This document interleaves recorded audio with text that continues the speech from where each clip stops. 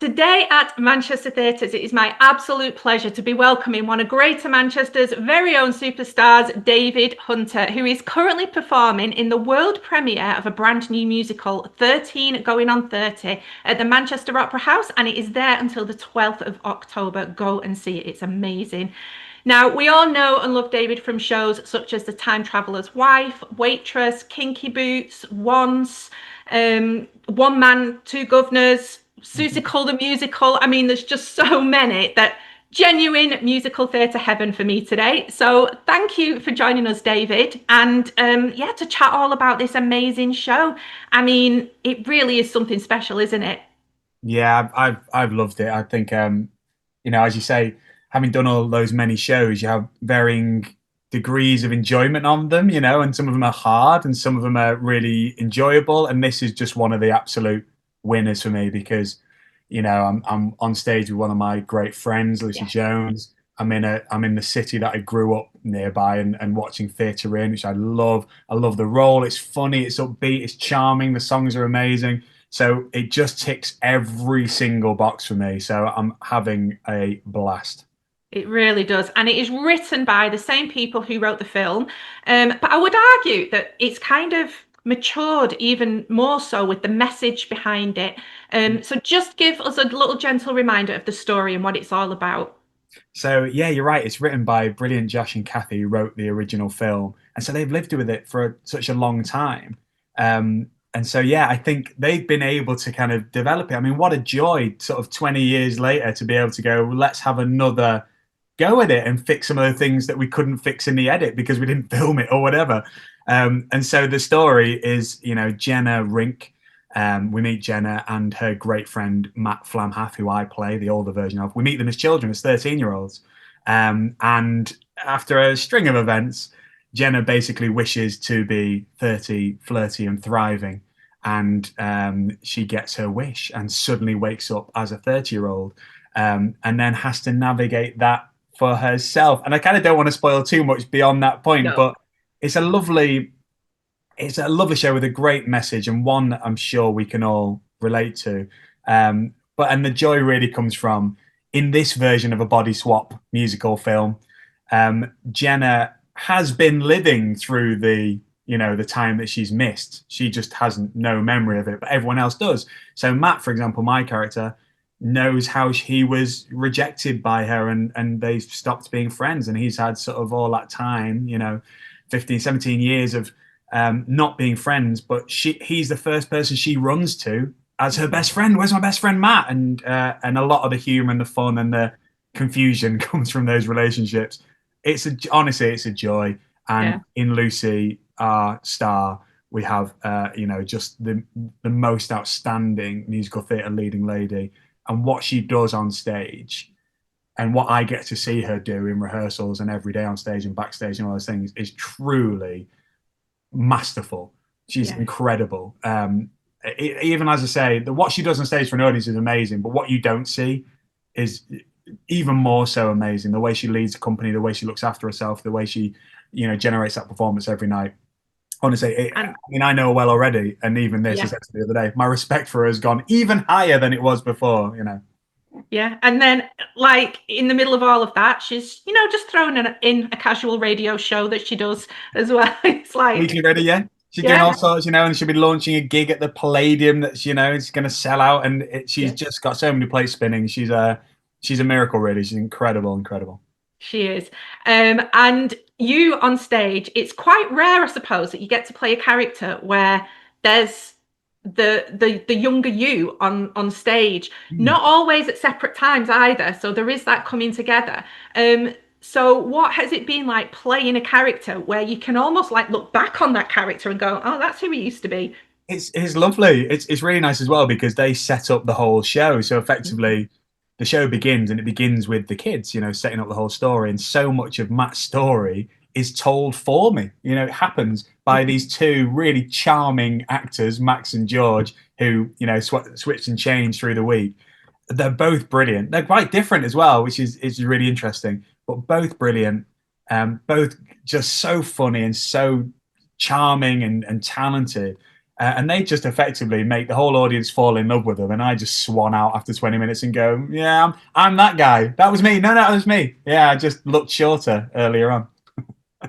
Well, I was going to mention the young cast because, I mean, my goodness, we've talked about you and Lucy, but this young cast, I've never seen a show where the young cast just looks so at home, so comfortable on stage, and just own it so much. Yeah. Well, they just, I mean, listen, they've got CVs as long as your arm. I mean, they're completely, they completely embarrass the rest of us, really. One of them's like the longest running Gavroche in Les Mis ever, Wow. you know. And they've done, one of them's working on The Greatest Showman at the minute, and one of them's off doing a film at the minute, and just signed this new thing with Netflix. And actually, all the cast just walk around looking grumpy and thinking, "Mum's going home after this." But no, they're amazing, and also they're a lovely energy about the place because they're having the time of their lives. And as you can imagine, after you've done a whole host of shows, there is elements of it that you start to get a bit jaded about or a bit tired with or a bit over. And they're not, there's none of that with Yeah. them. They're just thrilled and they're so chuffed to be, and they're having the time of their life. I mean, they're hanging out with their friends, Yeah. they're off school, they're getting tutored, they're all together, they're hanging out with all these older actors as well, and they obviously are loving it. And they get to be on stage and they just love it. They're not letting any of the grown up nonsense Yeah. get in the way of that. And it's a good reminder to the rest of us, I think, to get rid of all that worry and Yeah. doubt and all those things and just have fun with it because it is fun. Yeah, it is. And it is. It's just being in the moment and appreciating what you've got. So, what was 13-year-old David like then? Were you like them? Were you knowing what you wanted to do? No, I mean, I couldn't. I mean, do you know what? We were doing a note session the other day, and one of the young Matt's got a note, and it was, it was a tough note. It was like you need to work on this. Okay, and I looked at my friends and I went, oh, my parent instincts kicking in here, and I felt like to stand up and go and sit next to him, which I did, and just be with him because I was like, you're right. He's like, yeah, I'm fine.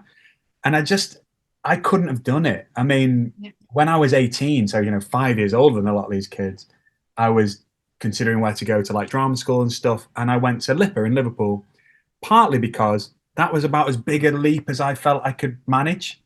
It was sort of half an hour from my mum's house. That suited me just fine. I mean, going back all the way to 13, very quiet. I went to a high school with none of my friends from primary school because I moved house. And I felt very, on my own and isolated and quiet and, happy kid, but quiet and shy and just trying to stay out of the way of the bigger boys who might hit me, basically, which I managed quite well. And it was through drama, actually, sort of age maybe 14, 15, 16 into GCSE years that I discovered my own confidence, discovered the feeling of doing a good job and having people single you out for that and go, you were great at that, it was brilliant, and finding some popularity there, I suppose, and certainly some confidence. And it shaped me to be the person I am, not just very fortunate I became an actor and I've loved it, but it made me the person I am much more importantly. And so Yeah. whatever I'm doing in life and whoever I'm with, it's only through the confidence I found in studying drama that got me there. Yeah, it is. It's an amazing tool to really allow people to explore who you are and to bring that out. And I think that's one of the things that this show kind of gives as well. And it kind of gives that message, and that, maybe what you think you want isn't necessarily the thing that you need. And they're not Yeah. always the same thing, are they? Yeah, and it's a funny thing now because obviously I've got a couple of kids of my own, and it's funny the things that you that they will want to be as children, like even in as Jenna finds here, to want to be popular and want to be liked by the people around you and by the cooler kids, and actually in reality, what you would want as a grown up becomes much different, and not fitting in maybe becomes much more exciting. But I'm very proud actually of my son. He's kind of very boldly and happily not fitting in at times. Like he seems, Yeah. He wanted a pair of these. So he's got his ears pierced, and none of his friends have. He's kind of just boldly wanted to get them pierced. He was, I want to do it because my little daughter was getting them pierced. So, and he's been dead confident about it. And then he saw these the history museum, the science and whatever it is, nature museum, science and industry museum in Manchester. He saw these dangly astronaut earrings, which are quite out there for Yeah. a 9-year-old.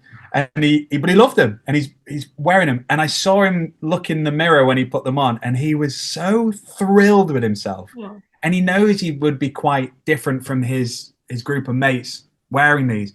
It doesn't even occur to him to worry about that. Yeah. That's so unlike what I was like as a child, and I'm so proud of him that he just feels like he can just go, well, I really like them. It doesn't even cross his mind to be worried Yeah. about it. I just think what a wonderful trait. So long Yeah. live that trait, I think, in everyone. Yeah, it is. And it's a really strong trait to have as well, because it means, like in the show, characters like the Six Chicks, they feed off people not feeling like that. Yeah, So, yeah, you know, if you can own who you are, which is kind of the advice that Jenna gives to one of the young characters, you know, yeah. if you can own yourself, Yeah. then they kind of can't touch you, can they? Because they feed off of that. And as I say, eventually, post high school, these things won't matter. But it's hard to give this to children, isn't it? At that Yes. key point in their life.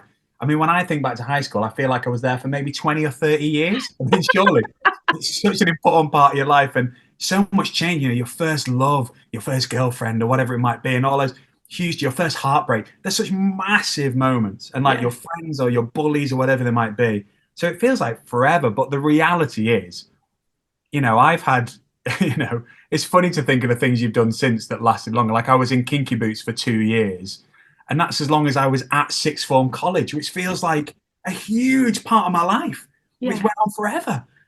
But actually, I mean, time goes so quick now. And now I'm an old Yeah. fella. I just feel like time's going so quick, and my kids are rocketing up. And yeah, it's funny. But those years in school feel like forever. But if you can somehow recognize that it ain't, and that you'll be out of it soon, and that the Six Chicks or whoever it might be at your school will become incredibly unimportant in your life, then Yeah. the better that is.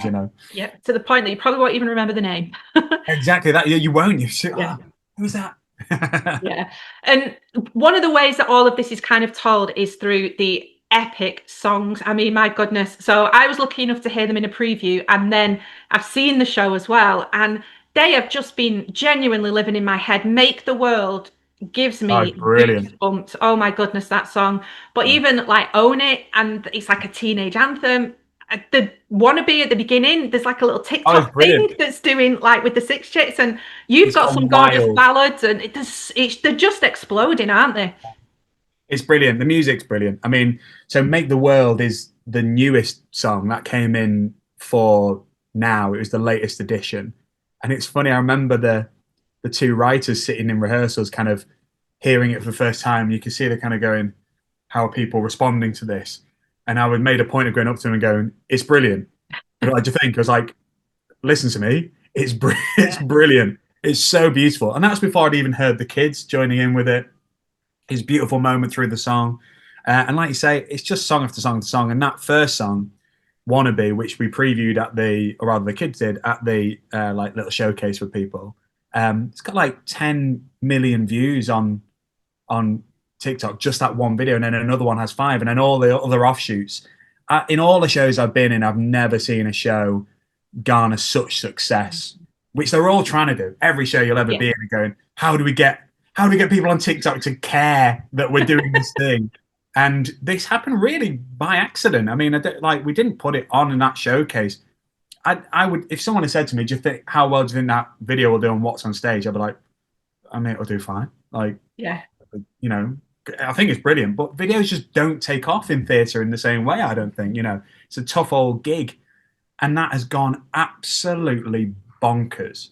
And I see people in casts that I know doing the dance. Yes, I've seen. Yeah. It's wonderful, but Yeah. you can't buy that.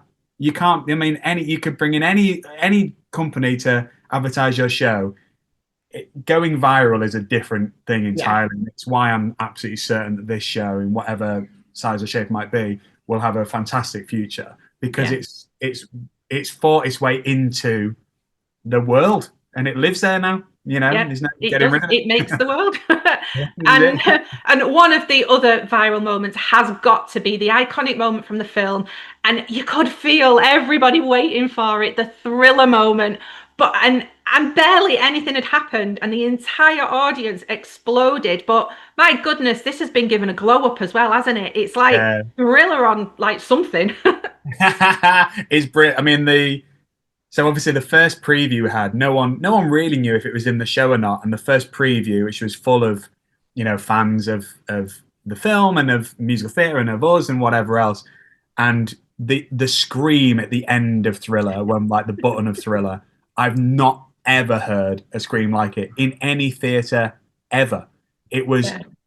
it was a wave of noise. It was wonderful. And I remember just going, "Oh, Dave, just breathe this in for a second, because you spend a lot of time on stage desperately trying to make people respond to what you're doing, and just occasionally the music and the moment and the narrative all comes together, and the band play it, and you smash it, and everyone dances with the right step at the right time, and it makes this magic thing happen." And oof, and that's theatre in it. But that's an amazing. It's like nothing I've ever heard, and I think people love it, and it's great. She's in the iconic dress as well, and Well, I was going to say that's the only time I've ever seen a dress get a round of applause. Just when she came on in the dress, everyone was like, "Whoa!" well, here's the thing. I mean, I'm not getting a round of applause when I walk on stage.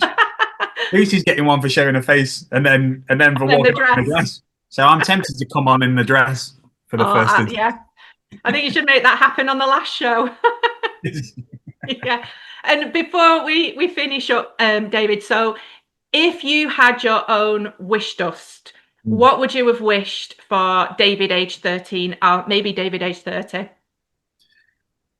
I think age 13, David probably would have wished for something like what has happened, which is a lovely thing to say, I think, isn't it? Because, the truth is, and listen, I'm by no means a famous person or a millionaire or anything like that, but I genuinely have got everything I ever wished for in my career. I only wanted to be playing lead roles in West End musicals. I used to come to the Opera House in Manchester and I watched Phantom and Jesus Christ Superstar and Blood Brothers, and I just thought, wow, if I could do that, I'd have everything. The reality of it is quite different, obviously. Yeah. But, to come here to the Opera House on that first day and see a huge version of me on the outside of the theatre is it's a pinch me moment, really. But I've been very lucky to have similar pinch me moments like that for a few years now, and so it maybe doesn't hit in the same way, but I really try to engage with what an amazing thing that is, because 13-year-old Dave, as I say, wouldn't believe it. Just starting to dip his toe into the idea of performing and doing the annual pantomime at the church and the summer school at the Parr Hall in Warrington, and just dreaming of, imagine if I had a few lines to say. I didn't get a line in a show until I was 16.